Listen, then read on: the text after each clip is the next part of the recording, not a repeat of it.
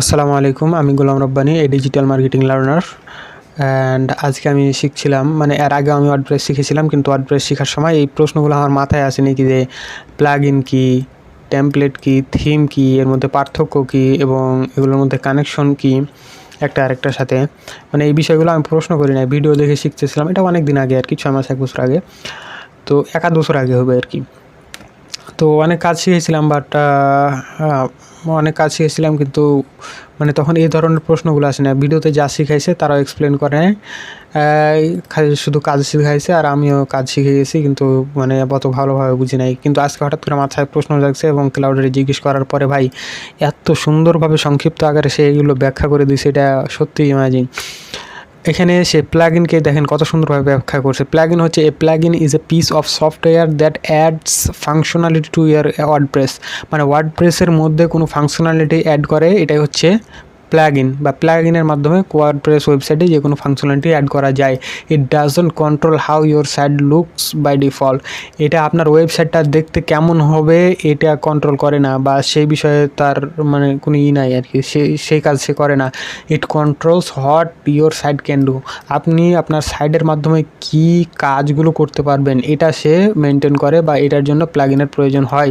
আপনার ওয়েবসাইটের look, structure, architecture এসব কিছু চেঞ্জ করার জন্য না। এখন যেমন উদাহরণস্বরূপ হতে পারে পেমেন্ট মেথড। আপনার একটা ই-কমার্স ওয়েবসাইট আছে, সেখানে পেমেন্ট মেথড প্রয়োজন। এখন পেমেন্ট মেথড অ্যাড করার জন্য আপনি কোনো থিমের মধ্যে তো সাধারণত পেমেন্ট মেথড দেওয়া থাকে না। তো এটা পেমেন্ট মেথডের জন্য আপনাকে একটা পেমেন্ট প্লাগইন ইনস্টল করতে হবে এবং সেট আপ করতে হবে। যেমন আমাদের যে ফের এসইওর জন্য। আর তাছাড়াও ওয়েবসাইটের মধ্যে বাস্তব উদাহরণ দেখতে হলে হচ্ছে যে এলিমেন্টারটা কিন্তু একটা প্লাগইন, যেটা আমরা ইনস্টল করেছি আমাদের ওয়েবসাইটে।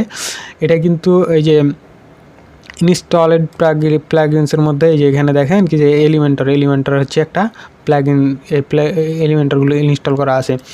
তো এই এলিমেন্টের মাধ্যমে আমরা কি করতে পারি, কোনো কাজ সম্পূর্ণ করতে পারি। প্লাগইন কি, প্লাগইনের মাধ্যমে যার মাধ্যমে কোনো কাজ সম্পূর্ণ করা হয়। এখন এই এলিমেন্টার যে একটা প্লাগইন, এটার মধ্যে আমরা কি কাজ সম্পূর্ণ করতে পারি।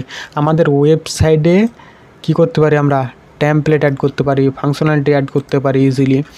এই কাজগুলো করতে পারি আমরা এই প্লাগইনটা ইউজ করে। এটা হচ্ছে গেল প্লাগইনের উদাহরণ। তারপর হচ্ছে থিমটা কি, এখন থিমটা হচ্ছে এই যে আমার ওয়েবসাইটটা যে আছে, এই ওয়েবসাইটে আমি ইনস্টল করেছি। ওয়েবসাইটটা ইনস্টল করার সময় আমি তো এই যে এটা ঠিক করে দিই নাকি যে আমার ওয়েবসাইটটা যখন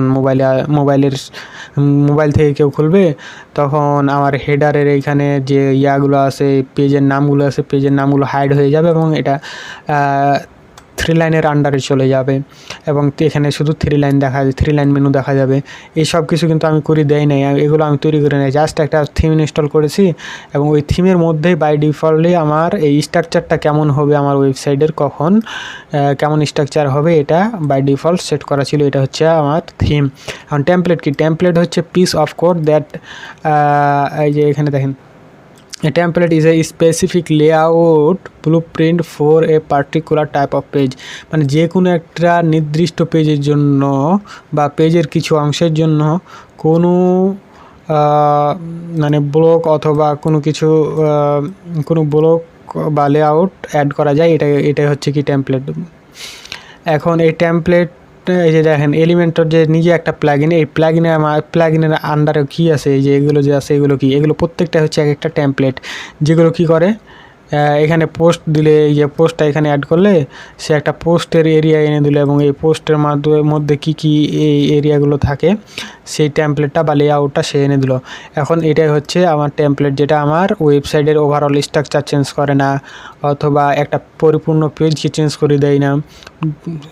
সে শুধু তার কাজটাই করে, অর্থাৎ নির্দিষ্ট কোনো কাজের জন্য বা নির্দিষ্ট পেজের নির্দিষ্ট কোনো অংশের জন্য তাকে ইনস্টল করা হয় এবং বা অ্যাড করা হয় এবং সে শুধু ওই অংশের মধ্যে পরিবর্তন করে। এটা হচ্ছে প্লাগইন। তো এই ছিল আজকের ভিডিও।